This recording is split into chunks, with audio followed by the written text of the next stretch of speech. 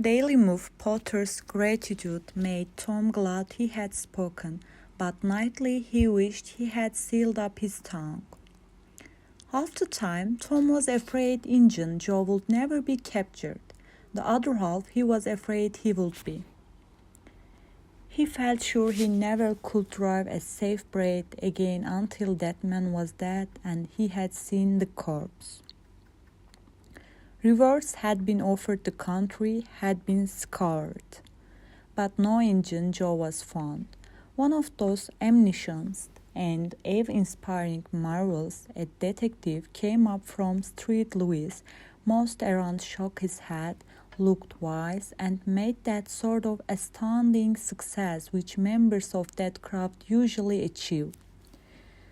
That is to say, he found a cliff, but you can't hang a cliff for murder, and so after that detective had got through a gun home, Tom felt just as insecure as he was before. The slow days drifted, and each left behind it a slightly lightened weight of apprehensions. Chapter 25.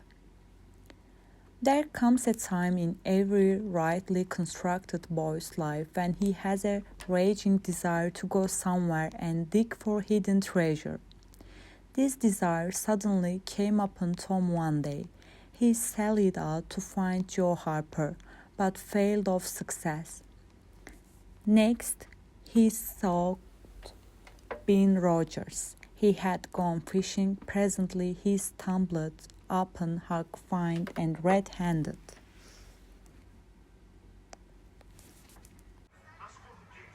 Huck would answer. Tom took him to a private place and opened the matter to him confidently. Huck was willing. Huck was always willing to take a hand in any enterprise that offered entertainment and required no capital, for he had a troublesome super evidence of that sort of time, which is not money. "Where will we dig?" said Huck. "Oh, most anywhere. Why is it hid all around?" "No, indeed, it ain't. It's hid in mighty particular places." Huck. "Sometimes in a rotten chest under the end of a limb of an old dead tree, just where the shadow falls at midnight, but mostly under the floor in the haunted house." "Who hides it?" "Why, robbers, of course." "Who would you reckon?" "Sunday schools, superintendents." "I don't know. If it was mine, I wouldn't hide it. I would spend it and have a good time." "So would I, but robbers don't do that way. They always hide it and leave it there." "Don't they come after it anymore?"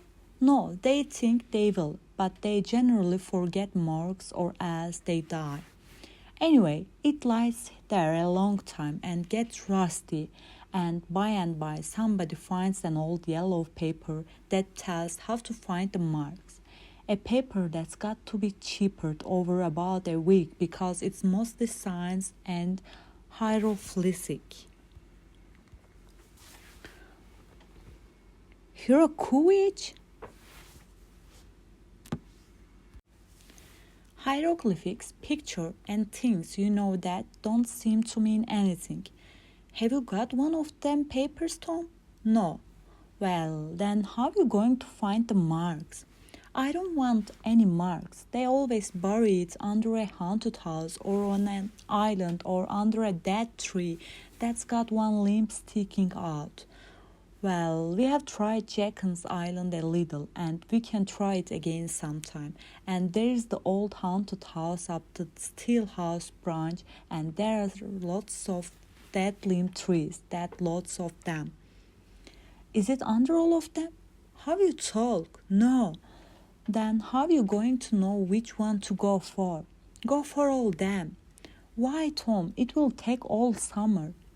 Well, what of that? Suppose you find a brass pot with $100 in it, all rusty and gray, or rotten chest full of diamonds. How's that?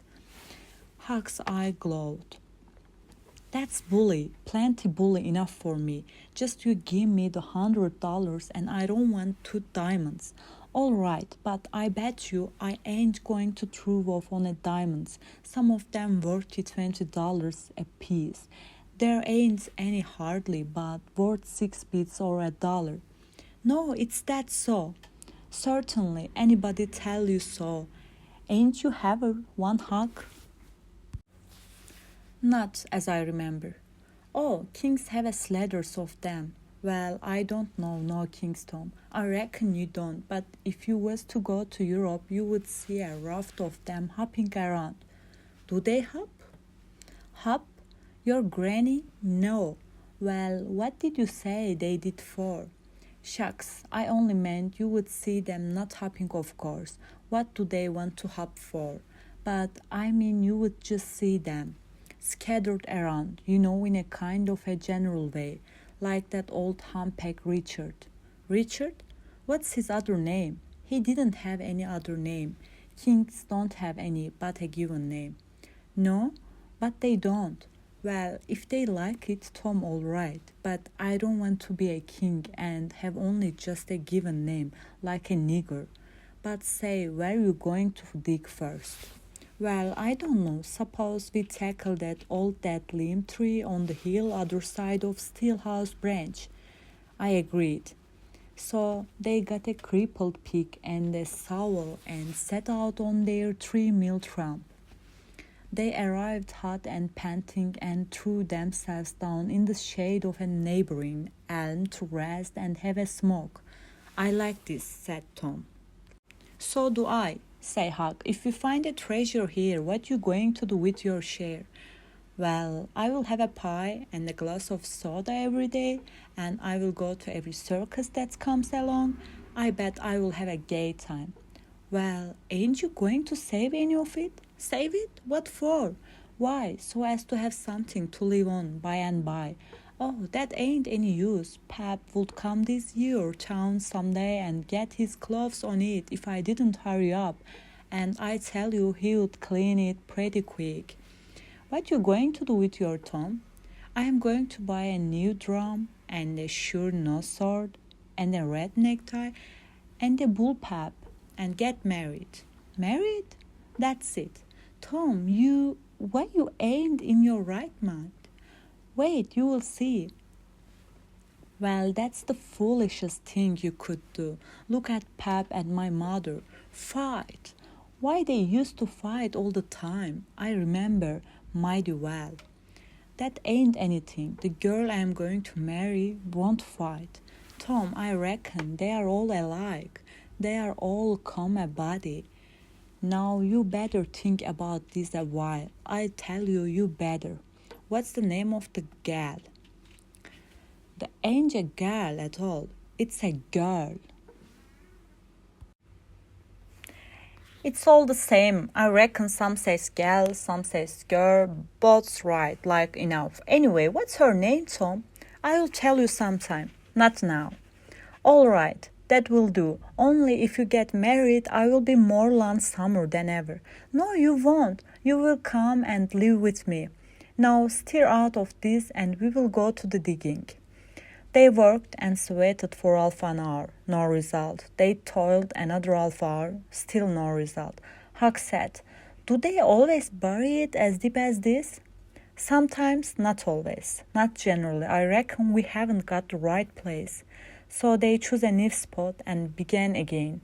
The labor dragged a little, but still they made progress. They pecked away in silence for some time. Finally, Huck leaned on his shovel, swept the beaded drops from his brow with his sleeve and said, where are you going to dig next after we get on this one? I reckon maybe I will tackle the old tree that's over yonder on the Cardiff Hill back of the widow. I reckon that will be a good one. But won't the widow take it away from us, Tom? It's on her land. She take it away. Maybe she would like to try it once. Whoever finds one of this hid treasure, it belongs to him. I don't make any difference whose land it's on. That was satisfactory. The work went on. By and by, Huck said, blame it. We must be in the wrong place again. What do you think? It is mighty curious, Huck. I don't understand it. Sometimes witches interfere. I reckon maybe that what's the trouble now. Shucks, witches ain't got no power in the daytime. Well, that's so. I didn't think of that.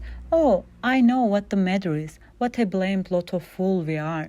You got to find out where the shadow of the limb falls at midnight, and that's where you dig.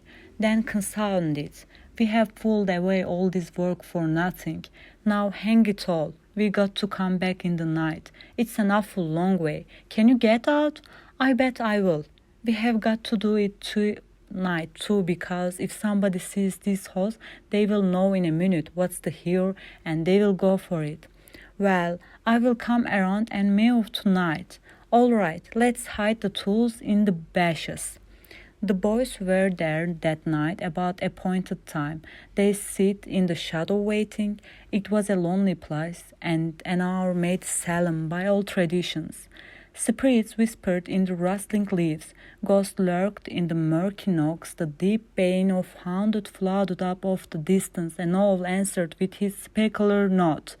The boys were subdued by these solemnities and talked little. By and by they judged that 12 had come. They marked where the shadow fell and began to dig. Their hopes commenced to rise, their interest grew stronger, and their industry kept pace with it. The hole deepened and still deepened, but every time their hearts jumped to hear the pick strike upon something, they only suffered a new disappointment. It was only a stone or a chunk. At last Tom said, I ain't any use, Huck. We are wrong again. Well, but we can't be wrong. We spot the shadow to a dot. I know it, but then there's another thing. What's that? Why we only guessed at the time? Like enough, it was too late or too early. Huck dropped his shovel. That's it, said he. That's very trouble. We got to give this one up. We can't ever tell the right time, and besides, this kind of thing is too awful here. This time of night with witches and ghosts, a fluttery around so. I felt as if something's behind me all the time, and I'm afraid to turn around because maybe there's others in front of me waiting for a chance. I've been creeping all over ever since I got here. Well, I've been pretty much so too, Huck. They most always put in a dead man when they bury a treasure under a tree to look out for it. Lordy, yes they do. I have always heard that. Tom, I don't like to fool around much where there is a dead people. A body's bound to get into trouble with, I'm sure. I don't like to stir him up either. Suppose this one here was to stick his skull out and say something. Don't, Tom, it's awful. Well, it's just this, Huck, I don't feel comfortable a bit. Say, Tom, let's give this place up and try somewhere else. All right, I reckon we better. What will it be? Tom considered a while and then said, the haunted house, that's it. Blame it, I don't like haunted house, Tom. Why, they are a darn sight worse than dead people. Dead people might talk maybe, but they don't come sliding around in a shroud. When you ain't noticing and peep over your shoulder all of a sudden and grit their teeth, the way a ghost does. I couldn't stand such a thing as that, Tom. Nobody could. Yes, but Huck ghosts don't travel around only at night. They won't hinder us from digging there in the daytime. Well, that's so, but you know, maybe well, people don't go about the haunted house in day nor the night. Well, that's mostly because they don't like to go where a man's been murdered anyway. But nothing ever been seen around that house except in the night. Just some blue lights sleeping by the windows. No regular ghost. Well, where you see one of them blue lights flickering around, Tom, you can't bet there is a ghost mighty close behind it. It stands to reason because you know that they don't anybody but ghosts use them. Yes, that's so, but anybody they don't come around in the daytime. So what's the use of our being afeard? Well, all right, we will tackle the haunted house if you say so, but I reckon it's taking chances. They had started down the hill by this time. There in the middle of the moonlight valley below of them stood in the haunted house, utterly isolated, its fences gone long ago, rank wets smothering the very doorsteps, the chimney crumbled to ruin, the window chassis waxened, a corner of the roof caved in. The boys gazed a while, half expecting to see a blue light flit past a window, then, talking in a low tone as befitted the time and the circumstances. They struck fire of the right to give the haunted house a white bird and took their way homeward through the woods and adorned the river side of Cardiff Hill. Chapter 26. About noon the next day the boys arrived at the dead tree. They had come for their tools. Tom was impatient to go to the haunted house. Huck was measurable so also, but suddenly said, "Look there, Tom. Do you know what day is it?" Tom mentally ran over the days of the week and then quickly lifted his eyes with a startled look in them. I never once thought of it, Huck. Well, I didn't neither, but all at once it popped onto me. That is Friday. Blame it, a body can't be too careful, Huck. We might have got into an awful scrape tackling such a thing on a Friday. Might better say we would. There's some lucky days maybe, but Friday ain't. Any fool knows that. I don't reckon you was the first that found it out, Huck. Well, I never said I was did, I? And Friday ain't all neither. I had a rotten bad dream last night. Dream about rats. No, sure sign of trouble? Did they fight? No. Well, that's good, Huck. When they don't fight, it's only a sign that there's a trouble around, you know. All we got to do is to look mighty sharp and keep out of it. We will drop this thing for today and play. Do you know Robin Hood, Huck? No, who is Robin Hood? Why, he was one of the greatest men that was ever in England. And the best, he was a robber. Cracky! I wish I was. Who did he rob? Only sheriffs and bishops and rich people and kings and such like. But he never bothered the poor. He loved them. He always divided up with them perfectly square. Well, he must have been a brick. I bet you he was, Huck. Oh, he was the noblest man that ever was. There ain't any such man now. I can tell you he could lick any man in England with one hand tied behind him, and he could take his yew-bow and pluck a 10-cent piece every time, a meal and a half. What's a yew-bow? I don't know. It's some kind of a bow, of course, and if he hit that time, only on the edge he will sit down and cry and curse. But we will play Robin Hood. It's nabby fun. I will learn you. I'm agreed. So they played Robin Hood all the afternoon. Now they casting a yearning eye down upon the haunted house and passing a remark about the morrow's prospects and possibilities there. As the sun began to sink into the west, they took their way homeward athwart the long shadows of the trees and soon were buried from sight in the forest of Cardiff Hill. On Saturday, shortly after noon, the boys were at the dead tree again. They had a smoke and chat in the shade and then dug a little in their last hole, not with great hope, but merely because Tom said there were so many cases where people had given up a treasure after getting down within 6 inches of it, and then somebody else had come along and turned it up with a single thrust of a shovel. The thing failed this time, however, so the boys shouldered their tools and went away feeling that they had not trifled with fortune, but had fulfilled all the requirements that belongs to the business of treasure hunting. When they reached the haunted house, there was something so weird and grisly about the dead silence that reigned there under the baking sun, and something so depressing about the loneliness and desolation of the place that they were afraid for a moment to venture in. Then they crept the door and took a trembling peep. They saw a weed-grown, floorless room, unplastered, an ancient fireplace, vacant windows, a ruinous staircase, and here, there, and everywhere hung raised and abundant cobwebs. They presently entered softly with a quickened pulses, talking in whispers, ears alert to catch the slightest sound and muscle tense and ready for instant retreat. In a little while, familiarity modified their fears and they gave the place a critical and interested examination, rather admiring their own boldness and wondering at it too. Next, they wanted to look upstairs. This was something like cutting off red thread, but they got to daring each other, and of course there could be one result. They threw their tools into a corner and make the accent.